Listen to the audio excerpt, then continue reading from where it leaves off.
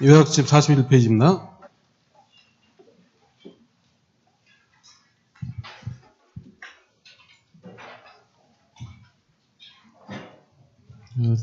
정비사업 흐름 좀 다시 한번 체크하죠. 정비사업을 하려면 이 정비 계획을 먼저 수립을 하고 정비 구역을 지정하고 사업을 하죠. 정비 계획을 수립하려면 정비 기본 계획으로 한 도시 전반에 관한 정비 사업의 방향을 잡죠. 그리고 기본 방침을 정하는 게 있고, 기본 방침은 국토부 장관이 정하고 방침에 맞춰서 정비 기본 계획을 각 도시별로 특별시는 특별시장, 광역시는 광역시장, 시에서는 시장이 수립하고 군에서는 수립을 안 하죠. 다음 기본 계획으로 정한 방향대로 정비 계획을 각 도시별로 구역별로 수립을 하죠. 정비계획 수립은 시에서는 시장이, 군에서는 군수, 특별시나 광역시는 구청장이 수립을 하는 거죠. 그 다음에 특별자치시나 특별자치도는 직접 정비계획을 수립하는 사람들을 합해서 시장, 군수 등라고 줄여서 부르고, 정구역 지정은 구청장은 계획을 위반했지만 구역은 직접 지정 안 하죠. 특별시장, 광역시장한테 신청을 하는 거고, 그 다음에 시장, 군수는 정비계획도 직접 위반하고 구역도 직접 지정. 따라서 구역 지정하는 사람의 도지사도 없고 구청장도 없고 국토부도 해당이 안 되죠. 그 다음에 구역을 지정했고 사업을 시행할 시행자를 정해야 되죠. 사업 시행은 보통은 조합이고, 조합을 설립하려면 추진위원회를 먼저 구성을 하죠. 추진위원회 구성하고 조합 설립 인가받고 조합이 시행자가 돼서 사업을 하는 거고, 그 다음에 시장 군수할 때도 있고 토지주택공사 또는 지정개발자, 토지 등 소유자가 직접 할 때도 있죠. 다음 사업 시행자가 사업을 하려면 사업에 관한 구체적 계획, 사업 시행 계획을 정해서 인가를 받고, 그 다음에 헌집을 새집으로 바꿔야 되죠. 관리 처분 계획. 관리 처분 계획을 정하려면 분양 시청을 받아야 되죠.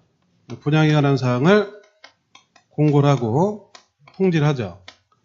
공고 통지를 사업시행 계획 인가고시가 있고 120일 안에, 그 다음에 일정 기간 분양 신청을 받아야 되죠.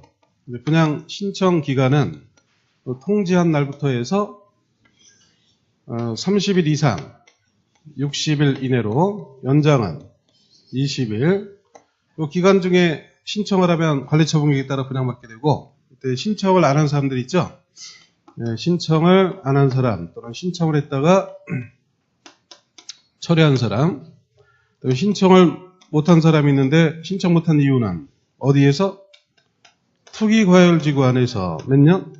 5년이 지나지 않아서 신청 못한 거죠. 그 다음에 관리처분계획에서 제외된 사람, 이 사람들은 모두 다 현금으로 청산되는데, 청산 절차는 먼저 보상에 관한 협의를 하는 거죠. 협의는 관리처분계획 인가받고 나서 그 다음 날부터 며칠? 90일 안에. 그 다음에 협의가 잘 되면 협의에 따라 보상하는 거고, 협의가 안 되면 수용, 재결을 신청하거나 또는 매도, 청구 소송을 제기하는 것이죠. 수용, 재결, 매도, 청구 소송은 며칠? 60일 안에. 그래서 날짜가 120일, 90일, 60일이 연결돼서 기억이 돼야 됩니다. 다음 계획을 다 정했으면 계획대로 공사를 시행을 하고, 공사가 다 끝나면 계획대로 공사된다 확인해 봐야 되죠. 준공 검사를 하고 준공 인가를 하게 되죠. 그 다음에 공사 완료에 고시를 하고, 그 다음에 관리처분계획이 정한 대로 헌집 대신 새집으로 나눠줘야 되죠. 소유권을 하는 거죠. 이전할 때는 고시라고, 고시가 되면 그 다음날 취득하게 되고, 그 다음에 등기도 하고 청산을 하죠. 이 소유권 이전은 공사하려 고시가 있고 나서 언제까지? 지체 없이 해야 되고, 그 다음에 이 등기도 언제까지? 지체 없이 등기를 하게 되죠. 지난주에 사업시행 계획인가 사업시행에 관한 것까지 봤고, 오늘 관리처분계획과 나머지 공사하려 때는 조치, 이걸 보도록 합니다. 먼저 41페이지 관리처분계획.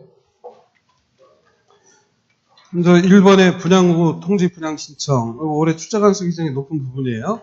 날짜 위주로 잘 체크해야 됩니다. 먼저 가로 1번에 분양 공모 통지. 사업 시행자는 뭐가 고시가 되고 나서 사업 시행 계획 인가 고시가 있고 나서 며칠 안에 120일 안에 계략적인 부담금 내역, 분양 신청 기간 등을 토의 등 소유자한테 알려야 되니까 통지를 하고, 그 다음에 신문에다 공고도 하는 거죠. 일단 분양 신청 기간은 언제부터? 통지한 날부터. 고객도 사업 시행 계획 인가 고시 이렇게 속이니까 통지를 해놓고 신청을 받아야 되죠. 그래서 그 위에서 통지를 했는데 그 통지한 날부터 해서 며칠? 30일 이상 60일, 연장은 20일. 다음 분양 신청, 분양받고자 할 때 분양 신청을 해야 되는데 그 신청을 누구한테? 사업 시행자가 분양을 하니까 시행자한테 분양 신청을 하는 거고. 그 다음에 4번에 투기과열지구에서 분양 신청 제한. 투기과열지구에서 관리처분계획에 따른 분양 대상자. 여기는 관리처분계획에 일반 분양하는 게 있는데 일반 분양 포함해서 그 분양 대상자가 됐던 사람 또는 그 세대에 속한 자, 그 5년 안에 투기과열지구에서 분양 신청할 수 없다. 5년을 기억해둬야 되고, 다만 어디나 상속은 항상 예외죠. 상속 또는 결혼, 이혼으로 인한 경우에는 분양 신청할 수가 있고, 그다음에 분양 신청하지 않은 자에 대한 조치. 사업 시행자는 관리처분계획 인가 고시가 되고 다음 날부터 며칠? 90일 안에 다음에 해당하는 자와 보상에 관한 협의를 한다. 다음에 해당하는 자가 신청하는 사람, 신청했다가 처리한 사람, 그 다음에 투기과열지구에서 5년 지나지 않아서 신청 못한 사람, 그리고 신청을 했는데 관리처분계획에서 제외된 사람, 그 다음에 협의가 성립 안 되면 그 기간 만료되고 며칠? 60일 안에 수용재결 매도 청구 소송을 제기하는 것이죠. 다음 관리처분계획 그 내용을 좀 체크해야 됩니다. 헌집을 새집으로 바꾸는 거. 일단 기준을 정해야 되니까 분양 설계가 포함되고, 그 다음에 바꾸는데 그 건물은 철거돼서 없어지니까 남는 건 사람밖에 없고, 분양 신청했던 그 사람을 기준으로 그 종전에 가지고 있던 헌집이 뭐고 세려 받을 새집이 어느 거냐, 이거를 각각 써야 되죠. 그래서 2번에 분양 대상자 주소 성명이 먼저 써지는 거고, 그 다음에 3번에 분양 대상자별 분양 예정인 대지건축물 추산액. 여기 이제 새집이죠. 그 새로 진 건 아직 진 게 아니고 계약만 있으니까 그 명세도 없고 가격도 없고 그냥 추산액만 있는 거고, 그 다음에 조합원들한테 분양하고 남은 거는 일반 분양을 해야 되죠. 그게 보류지로 다 포함이 되는 겁니다. 그래서 보류지 명세, 추산액 그리고 처분 방법을 쓰는데, 이 보류지 내용에는 일반 분양분, 기업형 임대주택, 임대주택 등에 관한 사항이 다 포함되는 거고. 다음 페이지 5번에 분양 대상자별 종전토지 건축물의 명세 및 가격. 이게 이제 헌집을 말하는 거죠. 이때 가격은 시간이 지나면서 자꾸 변동을 하니까 일정 기준의 가격을 써야 되는데 최근 가격을 써야 되죠. 관리처분이 정하기 직전에 있었던 일은 사업시행계획 인가받은 거죠. 사업시행계획 인가 고시일 기준의 가격을 쓰는 거고. 그 다음에 6번에 정비사업비 추산에 그에 따른 조합원의 부담규모 시기. 도시개발법에서 환지계획에는 채비지로 포함됐었어요. 채비지가 사업경비 충당을 위해서 환지 정하지 않은 게 채비지죠. 여기는 이제 다 사람이 내야 되니까 사업비가 얼마나 들고 그중에 조합원이 얼마를 부담하느냐, 이걸 쓰는 겁니다. 그 다음에 7번에 분양 대상자의 종토지 건축물에 관한 소유권의 권리 명세. 도시개발법에서는 토지가 대상이니까 뭐 이런 게 없어져.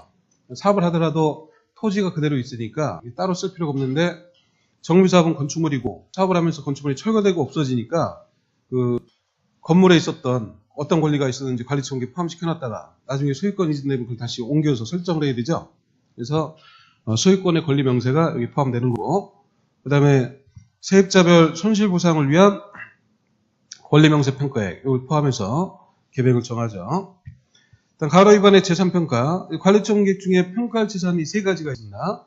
종전토지 건축물의 그 명세와 사업시행계획 인가 고실 기준의 가격, 이 가격을 평가를 해야 되고, 그 다음에 분양 예정인 대지건축물 추산액을 평가를 해야 되고, 그 다음에 세입자 손실보상을 위한 권리명세 평가에 이 세 가지 평가를 해야 되는데 평가 방법